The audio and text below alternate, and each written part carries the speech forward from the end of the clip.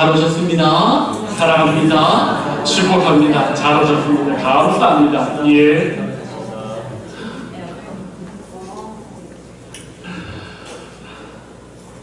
그림 하나 띄워줘 보시겠습니까? 성도님들, 저 그림 보신 적 있으신가요?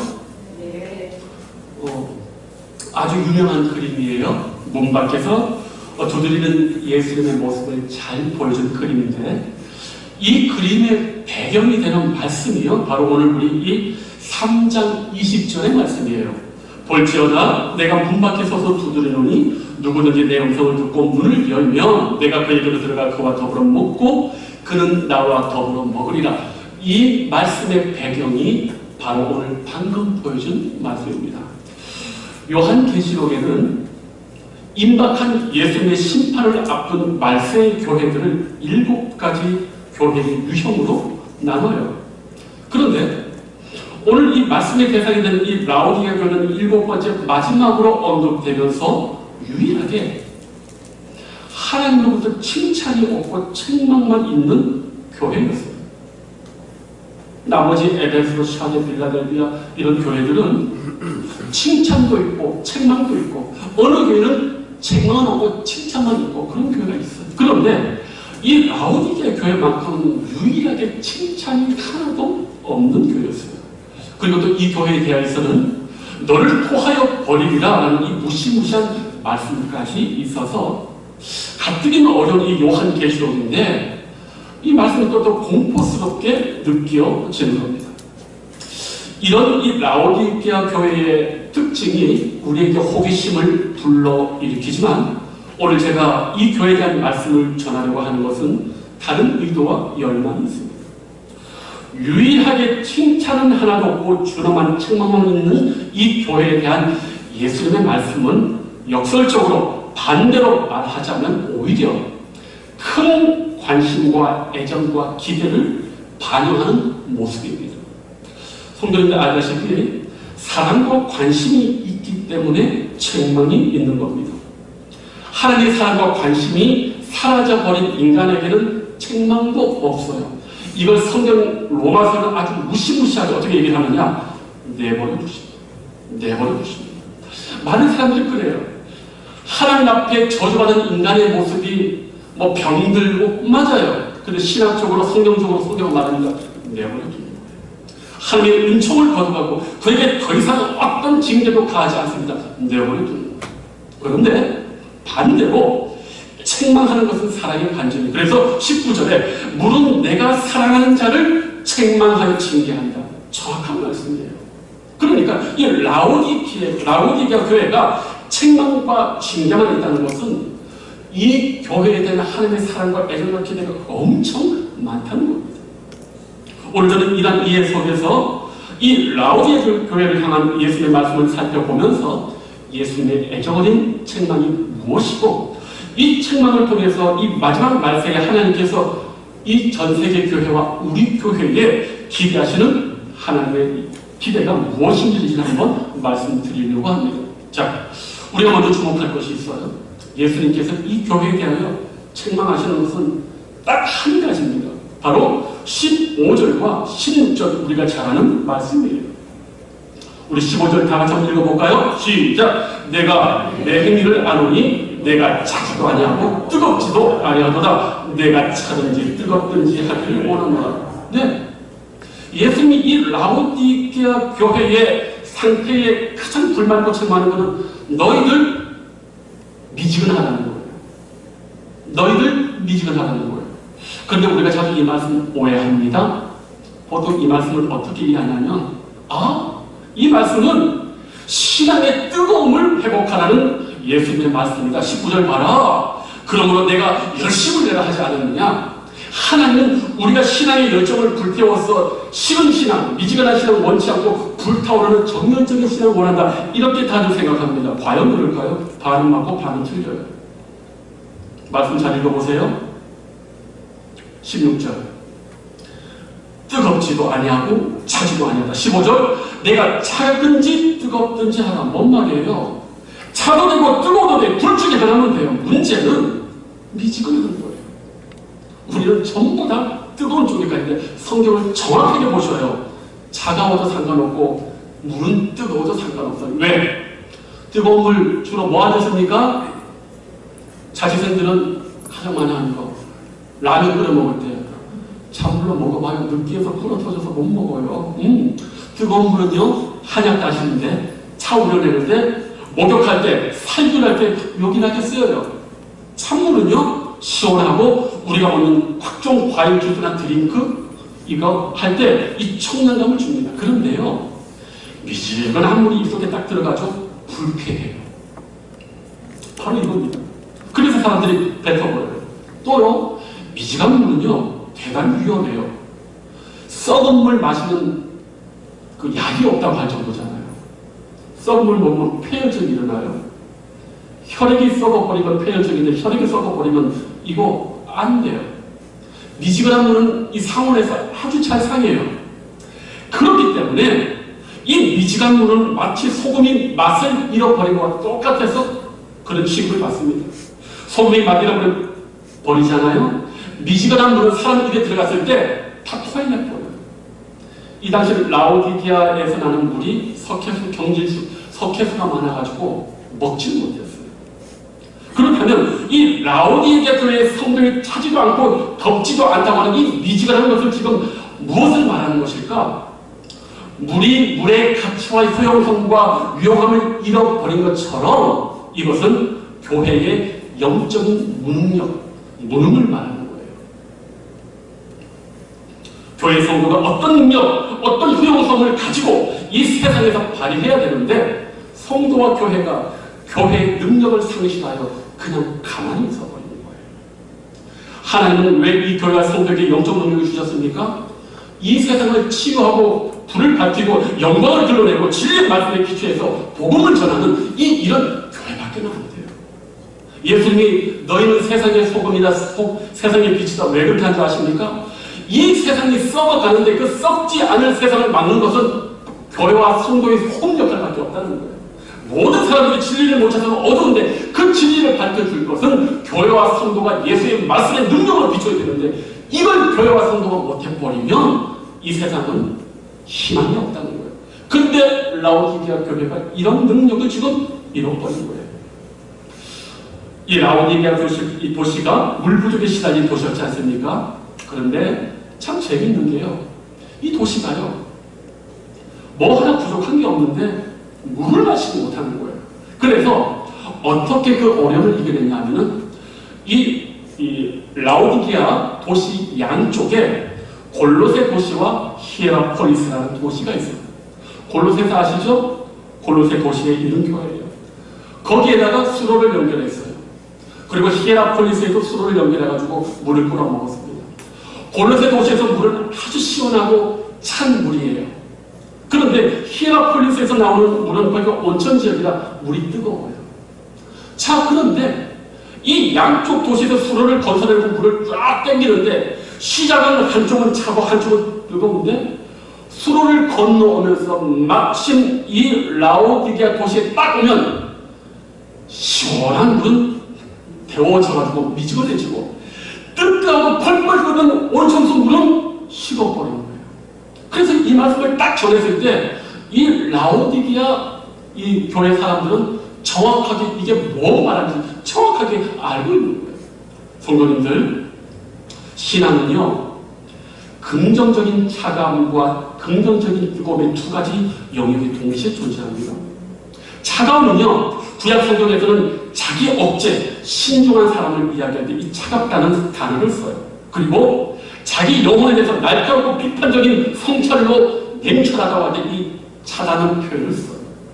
그렇기 때문에 우리 신앙의 영역에서 이런 냉철하고도 차가운 신앙의 아름다운 모습이 바로 뭡니까? 바로 19절에 회개하라에 저는 이 말씀이 해당된다고 보는 거예요.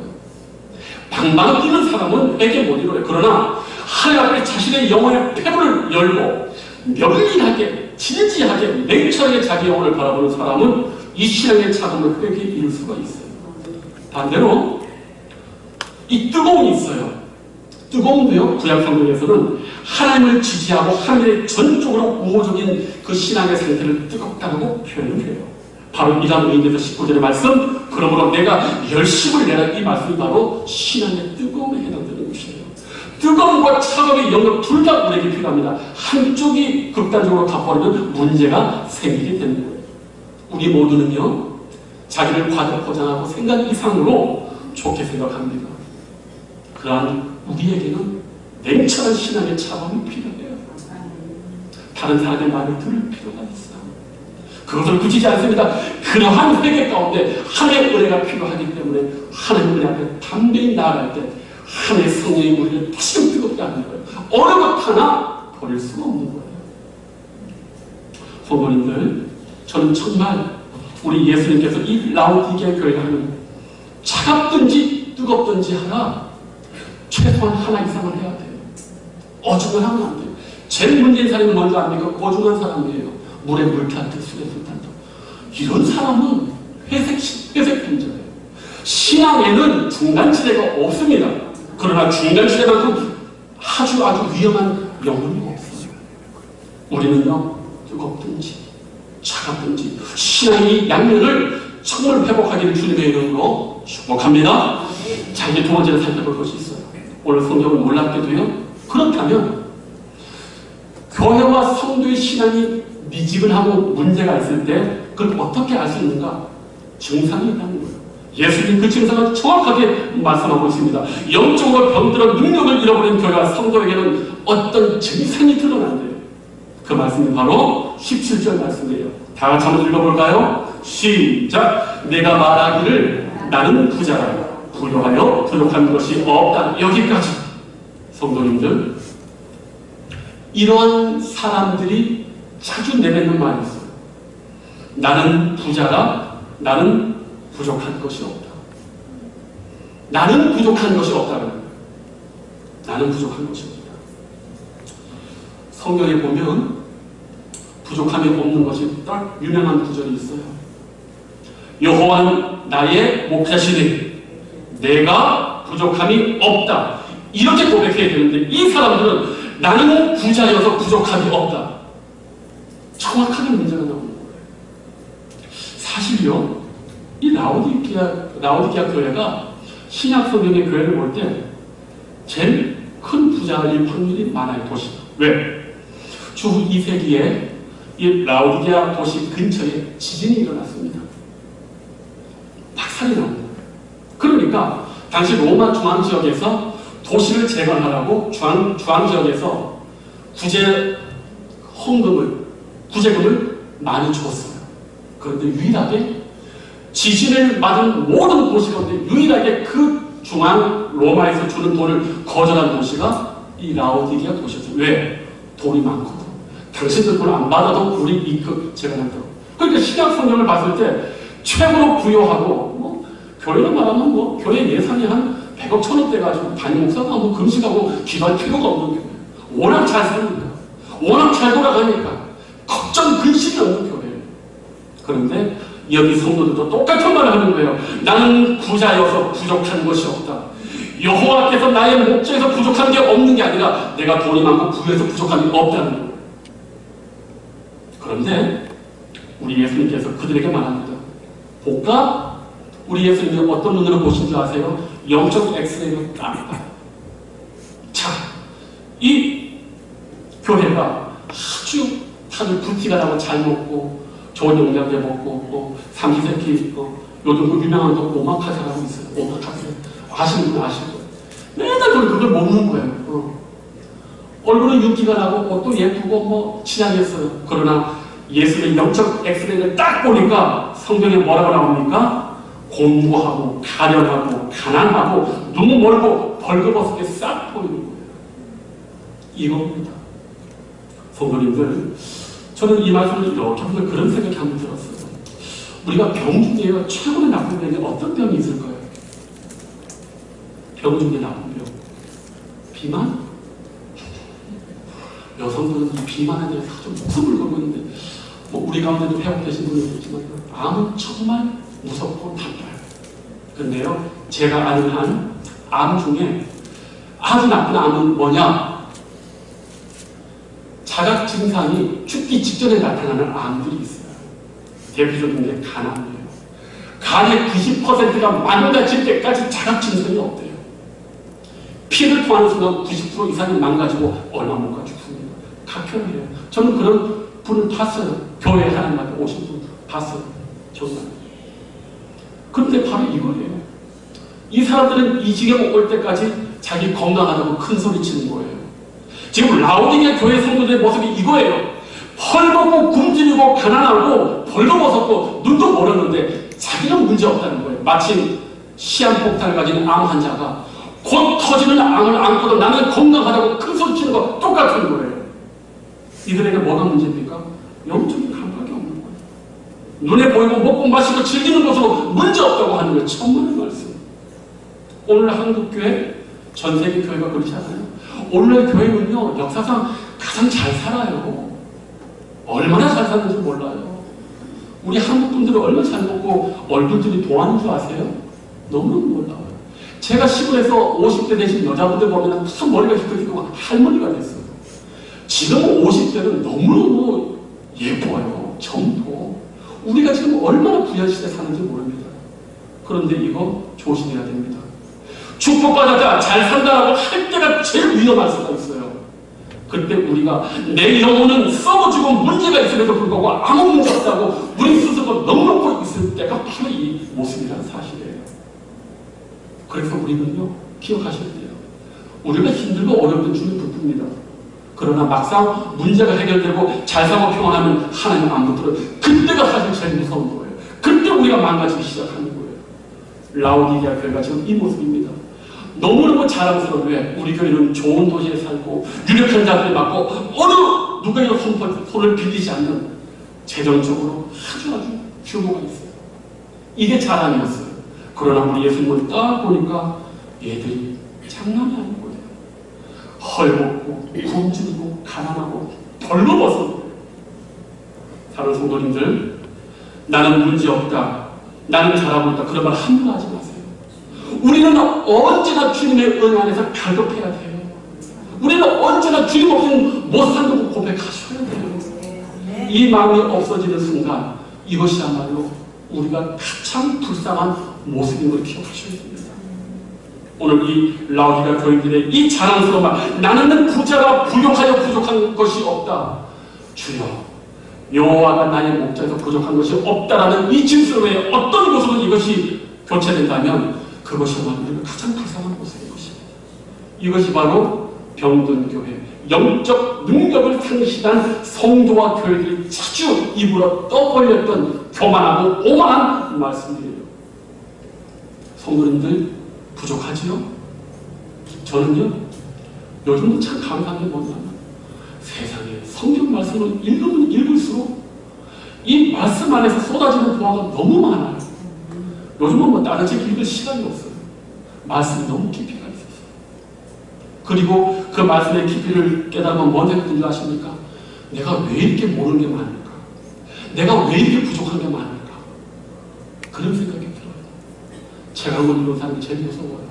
책 3번, 5번 읽으면 점점점 내가 무식하게 드러나는 거예요. 그래서 누구의 말에도 들을 자세가 되는 거예요. 왜? 내가 무식한 게 드러나니까. 그런데 얼치 괜찮은 사람들이 너무 많아요. 겸손하지 못한 성도님들, 언제나 신앙 안에서 부족함을 느끼셔야 돼요. 그런 가난한 심령을 기도하셔야 돼요. 이것이 얼마나 소중한지 몰라요.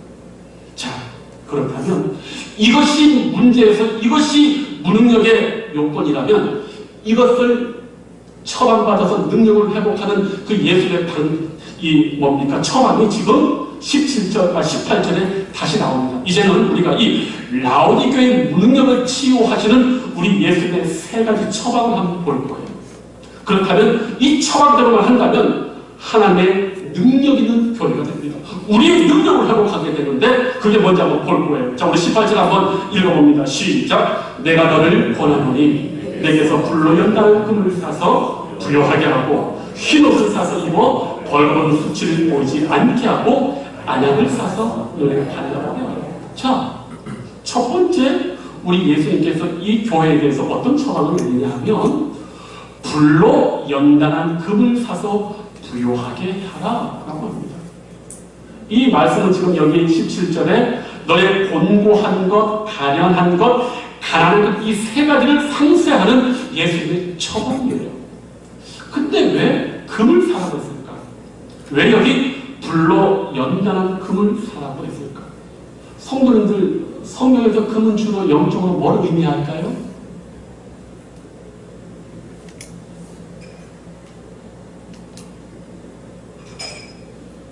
성경에서 금은요, 주로 뭘 상징하냐 하면 믿음을 상징해요. 왜요? 금은요, 순금이 나올 때 어떻게 나오는지 아십니까? 펄펄 끓는 용광석에다가 원석을 집어넣어요. 그것이 보통 뜨겁지 않습니다. 돌도 녹아버려요. 그렇다면 이 믿음이 지금 이렇게 금처럼 되는 거 쉽겠습니까? 안 쉽겠습니까? 보통 어려운 게 아니에요. 보통 어려운 게 아니에요. 믿음과 재련된 금은 유사성이 있습니다. 어떤 유사성이요? 둘 다 엄청난 시련과 재련과 고난을 통해서 얻어지는 거예요. 이러한 믿음이 수많은 시련과 환난과 하나님의 손길을 통해서 우리의 믿음을 견고하게 해줍니다. 이 믿음이 주님이 원하시는 믿음이고 이 믿음이 우리 신앙의 능력이 돼요. 그런데 보통 사람들은 믿음을 그렇게 생각하지 않죠. 나 믿는다. 그런데 이 라오디게의 첫 번째 문제가 바로 그들이 믿음이 있다고 하는데 그 믿음이 대단히 나약하고 연약한 믿음이었어요. 저는 최근에 우연히 2년 전에 한 그리스도인의 그 대담 내용을 시청하는 기회가 있었습니다. 조던 피터슨이라는 그 하버드 대학교에서 그 90년대 심리학과 교수를 하셨고 2000년대에는 그 최근까지는 토론토 대학에서 그 심리학을 전공하신 분이신데 제가 이분이 이 불신자 사회자와 대담하는 걸 봤는데 아주 놀라운 인상을 받았어요. 사회자가 이렇게 말합니다. 당신은 성경을 많이 공부한 사람입니다.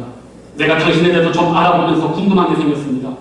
당신이 무엇을 믿는지 알고 싶어졌습니다. 그런데 답을 찾지는 못했습니다. 근데 내가 한 가지 발견한 것이 있습니다. 당신은 사람들이 하나님을 믿는가 이 질문을 경멸한다는 걸 내가 봤습니다. 뭘 경멸한다고요? 하나님을 믿느냐 이 진술을 대단히 경멸한다는 거예요. 이 말이 끝나기 전에 그 말을 딱 잡아쳐서 조던 피터슨이 말을 합니다. 그 신이라는 게 단순히 믿는 존재가 아니다. 오늘날 현대에서는 이 말을 수박 겉핥기처럼 피상적으로 다루는데 신을 믿는다는 것은 당신의 인생을 바친다는 거다. 그게 믿음이다. 신을 믿는다고 하는 것은 단순히 말로 배울 수 있는 게 아니라 예수께서 친히 말씀하시기를 주여 주여 하는 자마다 천국에 가는 게 아니라고 하지 않느냐. 단지 믿는다고 말한다고 되는 게 아니다. 사람들은 말한다. 나는 크리스찬이다. 나는 믿는 사람이다. 이보시오. 그게 얼마나 힘든 줄 아시오?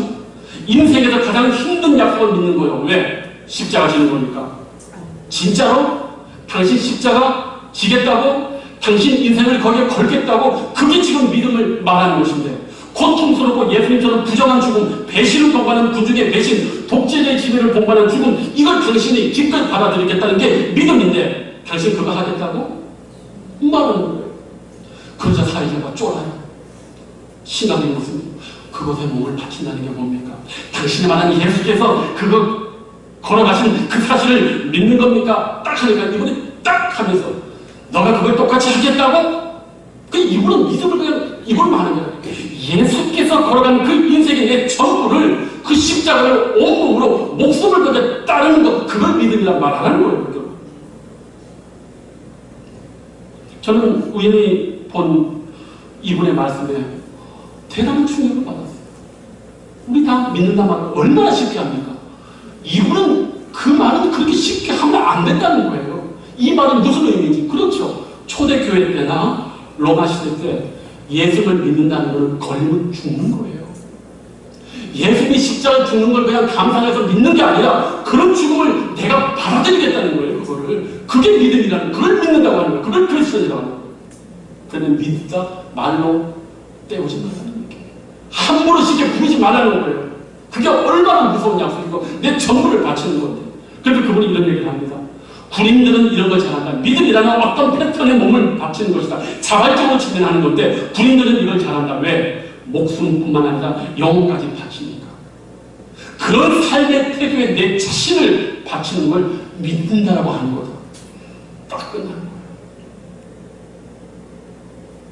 바로 이것이 라오디게아 교회에 그렇게 예수님이 첫 번째로 말하는 것이에요. 왜? 언젠가 라오디게아 교회는 이런 믿음 필요치 않았어요. 왜? 돈이 다 해결해 주니까. 천국과 지옥 가는 것 빼고 돈으로 안 되는 게 어디 있어요? 우리가요, 어렵고 힘들 때 주님 앞에 나와요. 돈 많고 그러면 죄져요. 하나님 안 믿어요. 그래서 시편 기자는 그런 말 하지 않았습니까? 내가 너무 가난해서 하나님의 명예를 더럽힐까 두렵고, 내가 너무 부여해서 하나님을 떠날까 두려우니 나는 적당하게 살기를 원한다고. 황홀하지 마세요. 그렇다고 부자가 다 지옥 가는 거 아니에요. 성경에요, 부자로서 믿음 좋은 분들 많아요. 아브라함, 이삭, 야곱, 요셉, 그에게 모든 선지자들 대부분 상류층이고 잘 살아요. 부자 자체가 죄가 아니에요. 문제는 뭐냐? 그 부여함으로 인해서 영적으로 무감각해지는 게 문제인 거지, 부자 자체가 문제가 아닌 거예요. 그러나 이 라오디게아 교회는 그 아름다운 놀라운 축복이 영적인 무감각함, 무능함으로 완전히 믿음이 그냥 아주 없어져 버렸어요. 이걸 우리 예수님께서 그걸 회복하라고, 그걸 먼저 회복할 때 능력이 생긴다는 거예요. 그렇습니까, 성도님들? 함부로 믿는다고 말하지 마세요. 쉽게 말하지 마세요. 정말 고민하셔야 돼요. 값싼 싸구려 은혜 믿음이 아닙니다. 둘째로 이 라오디게아 두 번째 주님이 말씀하십니다. 너희들 흰옷을 사서 입어 벌거벗은 수치를 보이지 않게 하라. 뭡니까? 본인은 벌거벗었는데도 벌거벗은 줄을 모르는 거예요. 영적으로 자기를 온전히 보지 못하는 거예요. 말씀에 대한 무지, 영적 세계에 대한 무지, 기도의 능력과 경건의 깊이에 대한 무지, 경건의 모양은 있으나 경건의 능력이 없는 무감각, 영적 수치심과 부끄러움과 염치를 모르는 그런 모습이에요. 이걸 지금 준엄하게 말하고 있습니다. 오늘 성도님들은 자기를 언제나 영적으로 스캔합니까? 영적으로 바라봅니까? 기도가 뭐예요? 하나님 앞에 자기 자신을 맨날 비춰보는 거예요. 기도하는 사람이 그렇기 때문에 언제나 겸손해요. 기도하지 않는 사람은 언제나 교만해요. 왜? 자기를 비춰보지 않으니까. 언제나 나는 문제없다고 천번의 말씀. 기도해보세요. 저절로 머리가 숙여집니다. 제가 이번 주말에 예전에 섬기던 교회에 한 권사님과 통화한 기회가 있었어요. 하나님이 가끔가다 몇 달마다 어떤 사람을 생각나게 하고 전화를 받게 하고 전화를 하게 해요. 그분이 이런 말을 해요. 목사님, 우리 교회가 4층이에요. 엘리베이터도 없고 다들 평균 연령 65세 이상이고, 그래도 그 교회 있지 않습니까? 130명씩 모여요. 그리고 예산도 많아요. 목사님 3년 안 됐는데 우리 5억 정도 저축했어요. 교회 지금 알아보려고 해요. 아, 그래요? 그럼 하는 얘기가, 목사님 보셔요, 우리만 지금 여기서 잘 믿고 잘 살고 죽는 거 그거 아니잖아요. 우리 시대에 아이들과 어른들이 와야 되잖아요. 그래서 교회가 이어지고 영혼이 구원돼야 되잖아요. 근데 건물이 4층이에요. 노인분들이 4층을 걸어오려고 얼마나 힘들겠어요. 요즘은요 3층 이상 되면 교회를 안 찾아가요. 개척에 하시는 분들 얘기 들어보면 옛날에는 4층까지 왔는데 이제는 3층 이상을 안 온대요. 2층까지만 딱 온다는 거예요. 근데 그분은 얘기해요. 목사님, 우리만 잘 믿고 여기서 끝이 아닙니다. 하나님의 교회는 존속돼야 되고, 우리가 이 모습 이대로가 아니라 하나님의 영광을 위해서 우리는 기도하고 합니다. 저는 얼마나 그것이 감동된지 몰라요. 목사도 아닌데 무슨 권사가 그런 것까지 생각하고 기도해요. 자기 혼자 축복받고 사는 것도 바쁜데, 그러나 영적으로 껴있는 사람은 그걸 볼 줄 아는 거예요. 내 자신에게만 함몰되어 있는 것이 아니라 하나님 앞에 교회와 자기 신앙의 영적 상태를 언제나 주시하고 준비하고 열망하는 거예요. 이게 라오디게아 교회가 없었던 거예요. 그래서 예수께서 말씀하시는 거다. 얘야, 옷 사입어라. 너가 얼마나 지금 영적으로 무감각하고 영적으로 비참한지 옷 사입어라. 너의 수치를 가려라 라고 얘기하는 거예요. 세 번째 말씀은 뭡니까? 너희들 안녕사사하라. 눈이 멀었어요. 볼 걸 못 보는 거예요. 진리를 풍철하지 못하고 진리를 분별하지 못하는 거예요. 교회를 그렇게 다니는데 어찌 이렇게 진리를 모를까? 저는 교회에 대한 여러 종류 중에 가장 좋아하는 게 있어요. 사도 바울이 말년의 디모데에게, 에베소에서 목회하는 디모데에게, 교회는 진리의 기둥과 터다. 진리는 대학교에서 철학 강의에서 배우는 게 아니라 교회에서 배우게 되는 거예요. 그런데 오늘 교회에서 뭘 물어보면 대답을 못해. 아는 게 없어요.